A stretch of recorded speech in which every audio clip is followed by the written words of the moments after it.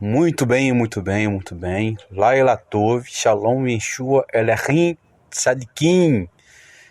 Talvez vocês não entenderam o que eu disse, né? Eu falei boa noite, Laila Tov, boa noite. Shalom Yeshua Elohim, ou seja, que a paz de Cristo esteja com vocês. Tzadikim, tzadikim são pessoas justas.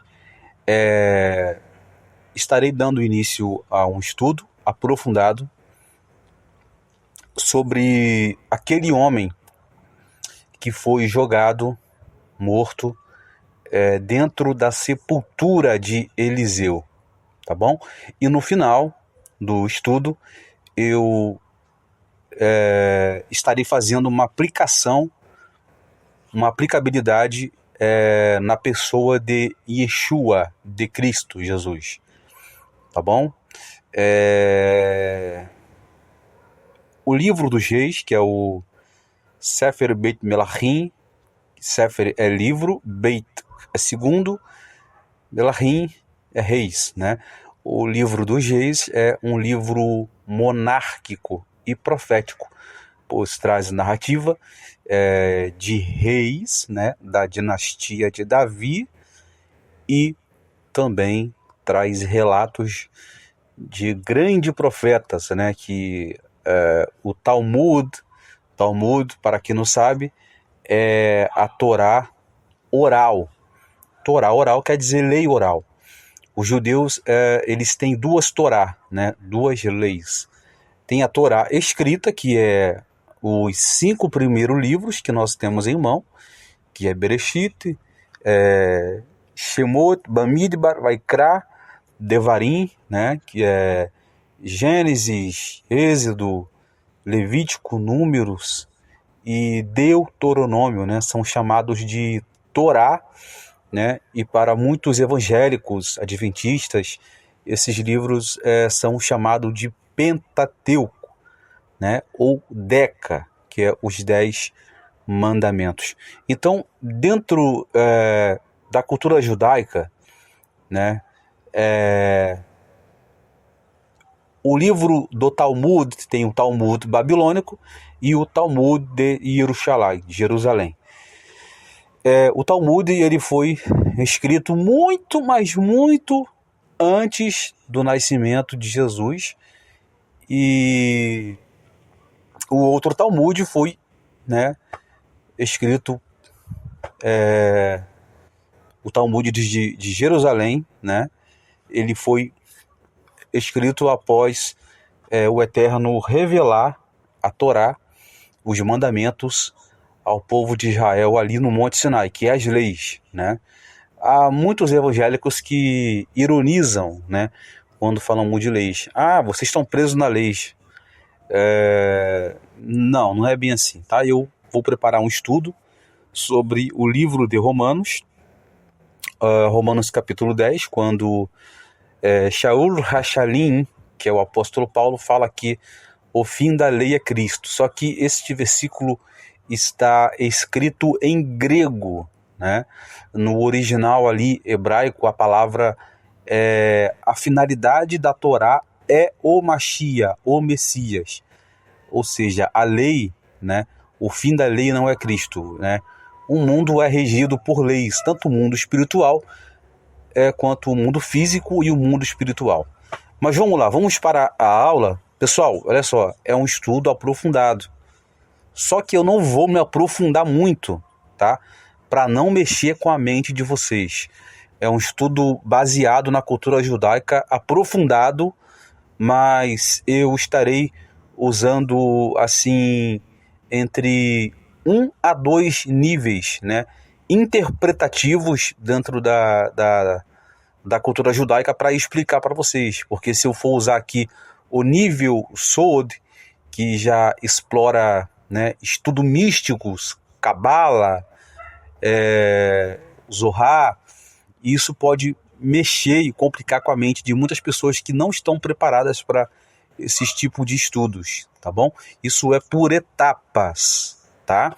Então vamos ler segundo livro do Reis, Sefer Beit Melachim. Para quem não sabe, eu sou judeu messiânico, eu acredito em Yeshua, e eu tenho feito um trabalho aqui na plataforma do YouTuber, um trabalho espiritual, trazendo notícias boas, sem difamar e sem menosprezar, né, a fé de ninguém, tá bom? Eu estou gravando em áudio porque eu não tenho assim um quarto, né, adequado, um estúdio adequado para fazer uma gravação. E para fazer uma gravação em vídeo tem que acender uma luz, né? Eu tenho uma luz aqui, tipo um refletor, que ela quase me cega, né? Quase não dá para ler muita coisa. Então eu estou fazendo essa gravação aqui em áudio, né? Que, dependente de imagem ou áudio, a relevância aqui é a palavra que vai ser ministrada, ok? Vamos lá. Segundo livro dos Reis, capítulo 13, é uma história muito famosa. Neste estudo eu vou revelar para vocês quem foi o homem que foi lançado morto na sepultura de Elisha Hanavi. Elisha é Eliseu, Hanavi é o profeta Eliseu. Quem foi esse homem que foi jogado morto dentro da sepultura de Eliseu e ressuscitou? E no final trarei uma aplicabilidade revelando Mashiach, revelando Cristo, revelando Jesus, ok? Vamos lá. Eu estou aqui com a Bíblia judaica e com a Bíblia João Ferreira de Almeida. Estou com um livro também aqui, o livro do Rabino Avraham Blaum, né, que tem muitos comentários bons. Um rabino centenário, né, que faz parte da literatura, né, da literatura judaica. Então vamos lá. Eu vou ler aqui no livro dos judeus, tá? Depois eu vou ler no livro, na Bíblia João Ferreira de Almeida. Diz assim, o capítulo 13, a partir do versículo 21. A partir do versículo 20, quer dizer. E Elisha morreu. Elisha é Eliseu. E o sepultaram. E tropas moabitas invadiram a terra no início do ano. O Passuk 11. Passuk é versículo. E estavam sepultando um homem quando viram tropas e lançaram um homem na sepultura de Elisha, de Eliseu. E ao tocar nos ossos de Elisha, de Eliseu, reviveu e se levantou sobre os seus pés. Olha que mensagem, né? Dá para extrairmos daqui muitas revelações e uma mensagem que daria para fazermos um vídeo, né, de 2 horas.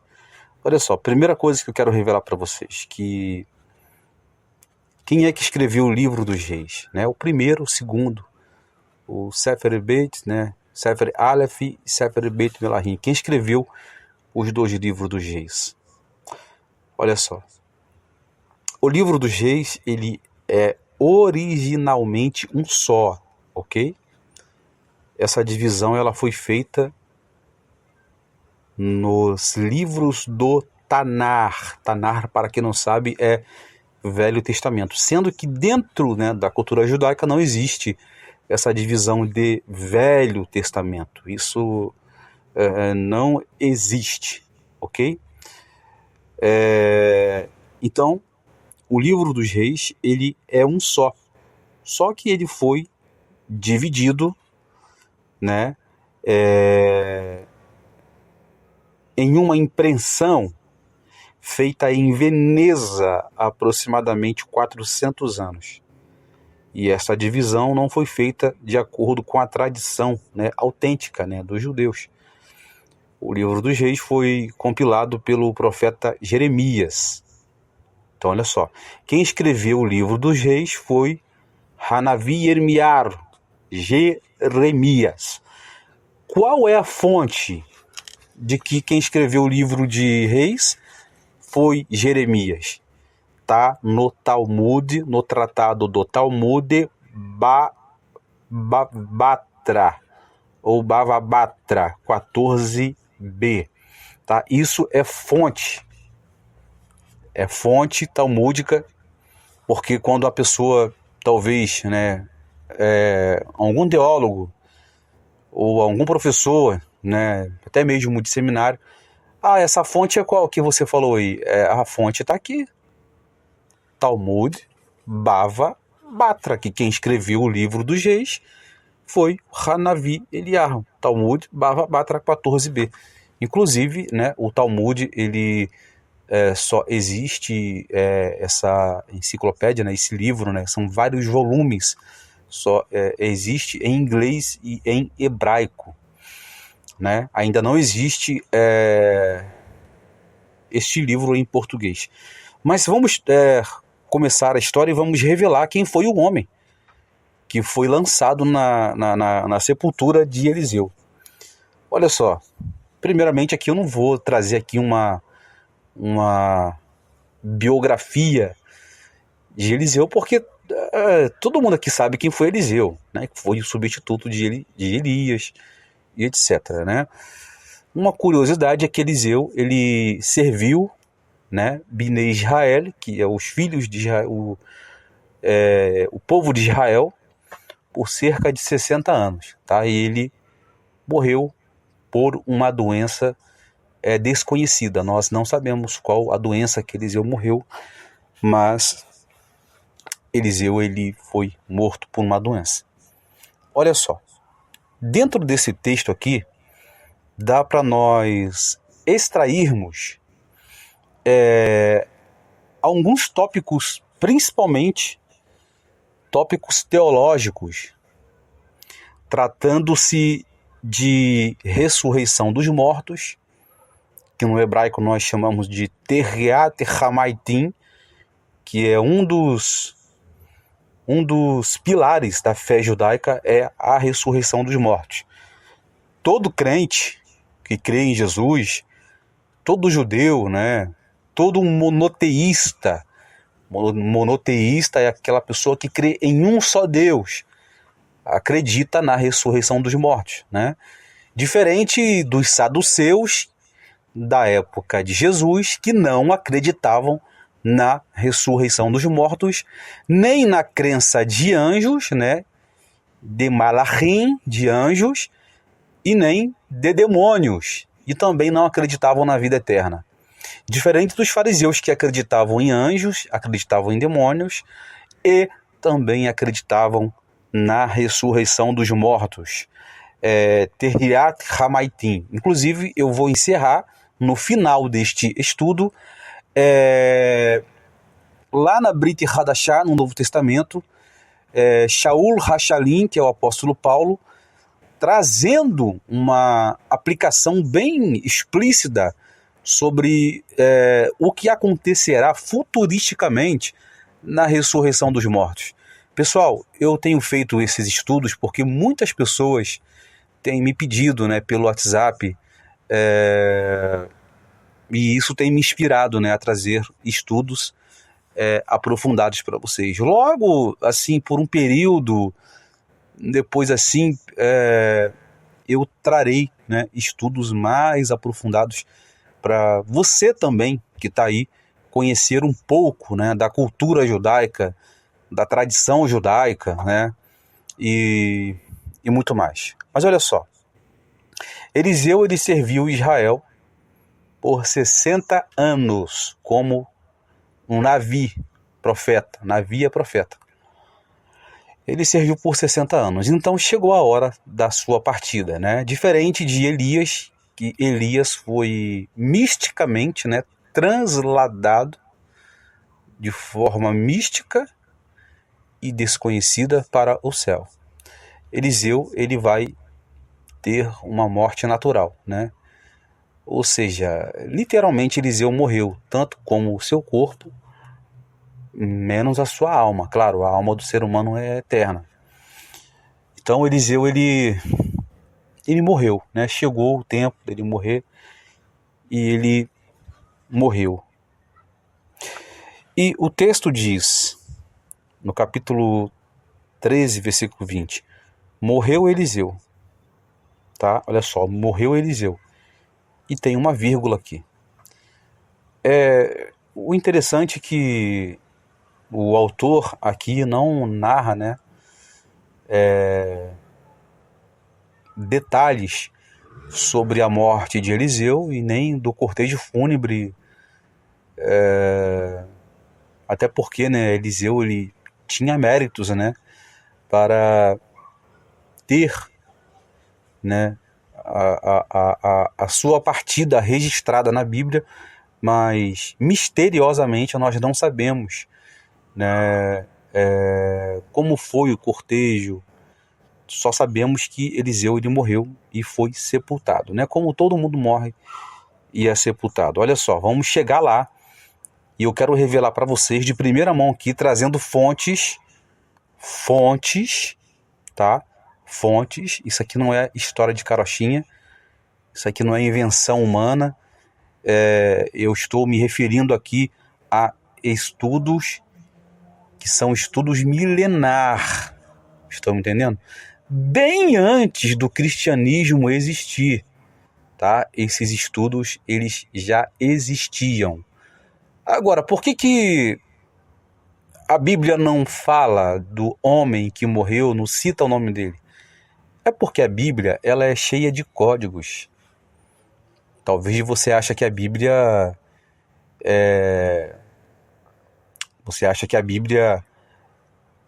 para ser interpretada, né? Assim, você leu e você, pronto, já conhecia a Bíblia. Não. Existem vários níveis de conhecimento para você ter acesso a conhecimento, né? Existem níveis, né? Inclusive, há pessoas que para ler a Bíblia, para entender a Bíblia, ela tem que ter méritos, né? Fazer por onde, se esforçar para ter conhecimento e revelações da Bíblia. Isso, a Bíblia, né, a Torá, os nossos sábios dizem que a Torá, ou seja, os mandamentos, né, a Bíblia, ela não foi dada, né, para o povo de Israel, para todos nós, de mão beijada, né? Tudo requer um esforço. Então, para você entender a Bíblia, tem que requerer de você esforço, tempo, dedicação, estudar hebraico, estudar língua grega, principalmente a língua grega, né, que eu não gosto muito, eu gosto mais da língua hebraica, que é para você tentar entender, né, textos bíblicos e descodificar versículos que estão codificados. Estão me entendendo?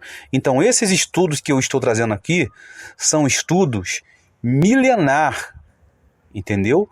Não são estudos assim de prioridade minha, né? São estudos milenares que se passaram de mestre para mestres, né? Então, assim, eu não posso chegar e dizer para você, esse estudo aqui é meu. Não, são estudos que se passaram de mestre para mestre. Ok? Vamos lá. Primeiro, o texto diz que Eliseu morreu. Esse ponto eu já falei. Logo após vem uma vírgula, né? E o sepultaram. E a Bíblia não fala mais nada. Só que a Bíblia, vamos ver aqui, tem um ponto, né? Morreu Eliseu e sepultaram. Ponto. Esse ponto aqui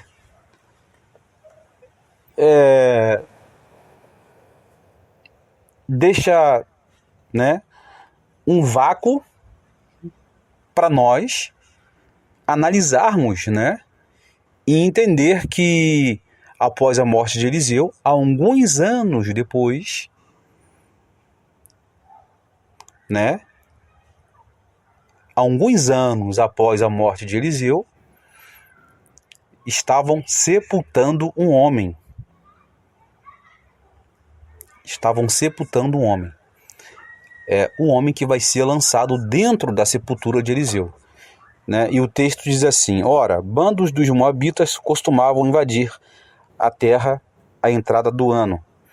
A entrada do ano aqui pode ser interpretada em Rosh Hashanah, que é o Ano Novo Judaico, né, que isso é em setembro, ou também pode ser interpretada no Pessar. Pessar é o Hag Semea Pessar, que é o período da Páscoa judaica em abril, né? Então, assim, foi um desses períodos, né, que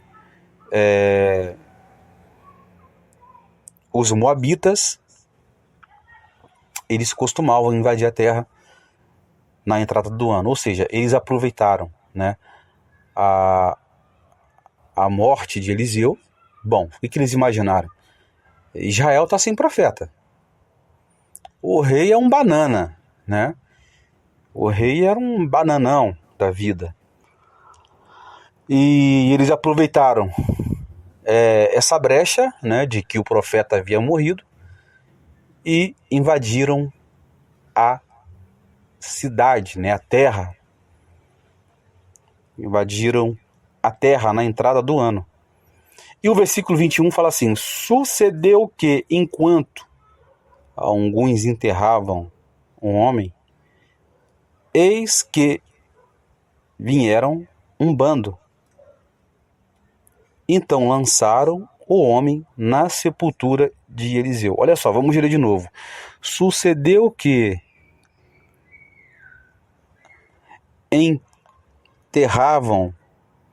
enquanto alguns enterravam o homem, eis que vieram um bando, né? Então lançaram o homem na sepultura de Eliseu. Ou seja, ali estava havendo ali vários enterros, enquanto um grupo, né, de pessoas que estavam ali fazendo o enterro de um indivíduo, o outro grupo, né, se assustou com a entrada dos moabitas, porque os moabitas entraram para saquear a cidade. Então, o que aconteceu? O outro grupo que estava indo, né, ali no cortejo fúnebre para enterrar o outro cidadão,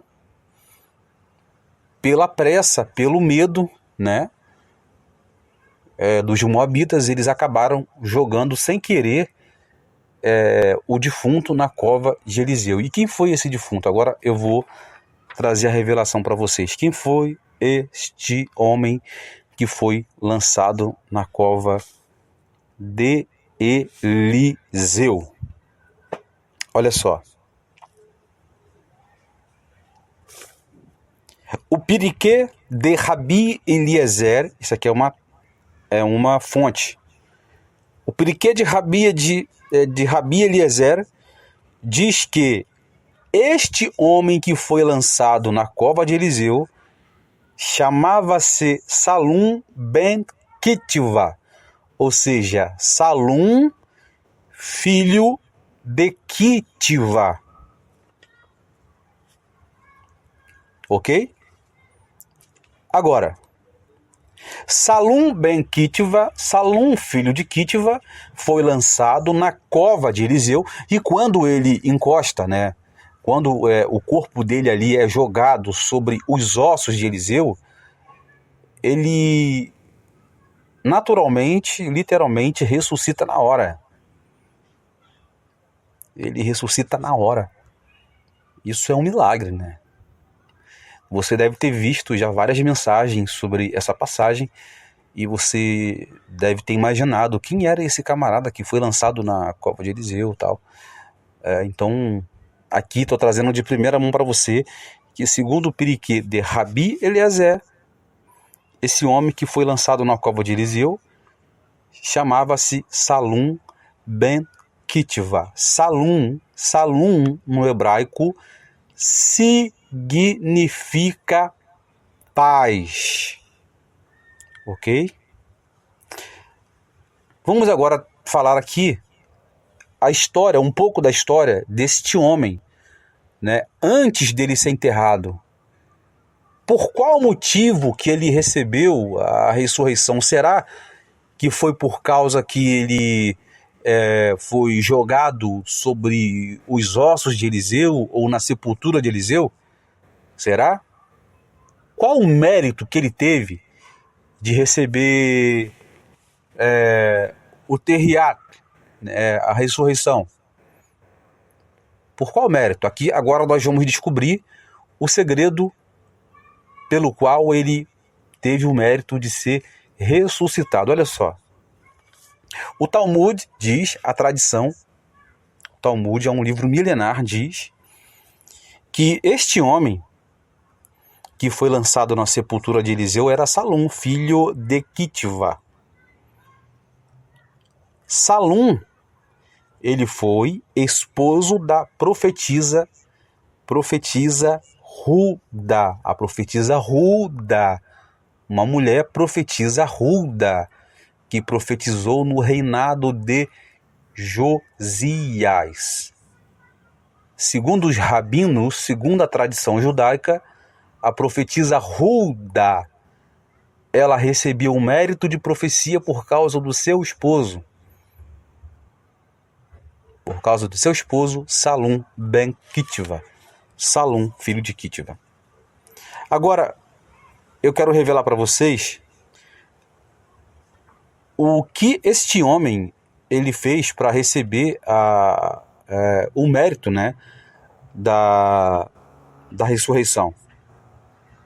O Midrash diz, agora eu vou entrar aqui numa segunda língua interpretativa do judaísmo, que é o Midrash, né, que é quando a Bíblia se cala, o Midrash fala, tá? O Midrash é tipo uma exegese para os evangélicos, tá? O Midrash relata que Salum, filho de Kitva, ele foi um dos homens mais destacados de sua geração. Ou seja, ele era um homem que tinha muito respeito, muito destacado, ele fazia muita bondade, ele fazia muita hesed, bondade. No judaísmo existe esse conceito de bondade, conceito de hesed, você fazer o bem às pessoas. Quando eu faço vídeo aqui no canal falando bem das pessoas, ao invés de caluniar, ao invés de criticar, eu estou fazendo bondade, eu estou fazendo hesed. Quando você ajuda alguém, seja lá com o que for, com roupa, com dinheiro, com alimento, você está fazendo o trabalho de hesed, tá? E isso é mérito que você ganha, que esses méritos vai proporcionar para você futuramente uma reserva de bênção, tá? A tradição diz que Salum ben Kitva, como eu falei, ele foi um homem que se destacou na sua geração. E ele praticava muitos atos de bondade. A tradição diz que todos os dias, olha só esse detalhe, todos os dias da sua vida, ele sentava na entrada da cidade. Para quem foi em Israel, sabe que em Israel, em época de calor, lá é 50 graus por aí. É muito quente. A tradição diz que ele sentava na entrada da cidade com uma bila de água. Ele carregava camelos com vários galões de água, galões revestidos de couro para manter a água gelada, pois naquela época não tinha geladeira. Então galões, né, de couro ou bila de couro faziam, né, com que a água permanecesse bem gelada e fresca para saciar a sede das pessoas, dos moradores e das famílias. Ele sentava na entrada no portão da cidade, e quando passava um viajante, um estrangeiro sedento, morrendo de sede, ele pegava e tirava água do galão, que era revestido de couro, e colocava aquela pessoa para sentar e matava a sede daquela pessoa. Você sabe que a água ela é até mais importante do que o alimento, porque a água ela faz com que o nosso sangue, né, circule, faz com que o nosso organismo trabalhe direito. Então, olha que ato de bondade que esse homem fazia. Você perderia um tempo da sua vida num calor, por exemplo, você mora na Paraíba, na Bahia, no Rio de Janeiro, lugares que fazem muito calor. Você teria essa coragem de sentar assim num lugar onde não tem casa, não tem nada, e ficar ali com o teu carro, né? E hoje a tecnologia é carro, naquela época era camelo. Você carregar o teu carro de galão de água gelada e dar para as pessoas que passam ali a pé, mendigos, pessoas trabalhadoras, né? Então, assim, dificilmente isso hoje acontece, né? Então, quando nós pedimos água para algum vizinho, às vezes eles até negam, né? Já aconteceu isso comigo já. Então, esse homem, ele fazia isso, ele sentava na entrada da cidade e dava água para os viajantes, né? E ele ressuscitava, né, os homens, matando a sede, né, daqueles homens, para aqueles homens continuassem o seu trajeto. Então, esse foi um tipo de bondade, né, que Salum ben Kitivá ele fazia todos os dias, e ele revivia, né? Qualquer pessoa que chegasse e passasse ali na beira da porta da cidade. Naquela época as cidades tinham porta, né? Tinham portões, e ele dava água, né? Bem gelada e fresca. E os rabinos dizem que Salum ben Kitivá é o homem de 2 Reis, capítulo 13, né? E o versículo 20 e o versículo 21, que foi jogado na sepultura. Este foi Salum ben Kitivá, o homem que matava a sede das pessoas. Por isso que quando ele foi enterrado, a Bíblia narra aqui um cortejo, todo Israel acompanhava ali o cortejo tribunal para fazer assim uma homenagem, né, a Salum pelo trabalho que ele fazia, né, pelo ato, né, de bondade. De acordo com o Midrash, após a morte deste homem, de Salum, todo Israel retribuiu por seu ato de bondade, né? E ele foi jogado na cova de Eliseu e ele ressuscitou naquele cortejo fúnebre. Após este homem ressuscitar, tá? Olha só. Após Salum ben Kitivá, que foi jogado na cova de Eliseu, ressuscitar, ele ainda gerou filhos, por nome de Anael. Anael significa esperança. E Anael ainda se tornou um profeta. Se você quiser a fonte está em Jeremias 32, versículo 2. Tá? Anael foi primo de Jeremias. Ou seja, aqui você ficou sabendo, né, que é um pano de fundo de que Salum ben Kitivá ele teve o mérito de voltar a viver, porque ele retirava a água das cisternas de Jerusalém para matar a sede dos viajantes que passavam ali na entrada, né, de Jerusalém. E ele matava a sede. Ou seja, o que era para ser enterro, o que era para ser um enterro, um momento triste, porque o enterro é um momento triste, acabou se tornando um momento de alegria. E foi por isso que o Midrash diz que Ruda, que foi a mulher de Salum ben Kitivá, recebeu, né, o dom de profecia pelo mérito de seu esposo, de Salum ben Kitivá. Então, ou seja, naquele momento, o luto acabou. Por quê? Porque Salum ben Kitiva ressuscitou pelo mérito de atos de bondade que ele fazia com as pessoas que eram sedentas. E isso acontece no mundo espiritual. Tudo que você faz hoje para alguém reflete aqui no mundo físico.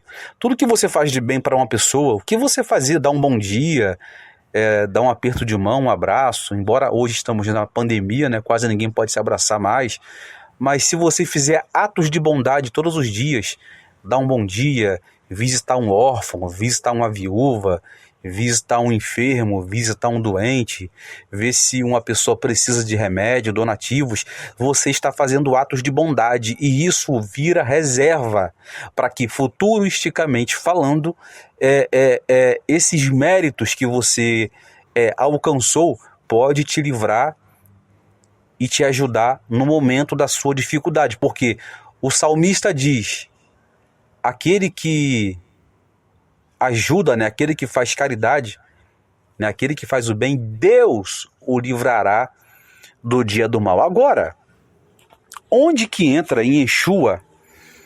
Onde entra Jesus aqui nessa história? Agora eu vou revelar para vocês aonde entra Jesus. Olha só.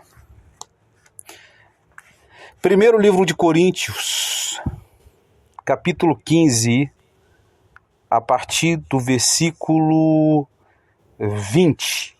Aqui o apóstolo Paulo, que é o Shaul Hashalim, Rabino Paulo, para quem não sabe, Paulo era aluno de Gamaliel, está na Bíblia isso, ele era aluno de Gamaliel, Gamaliel ben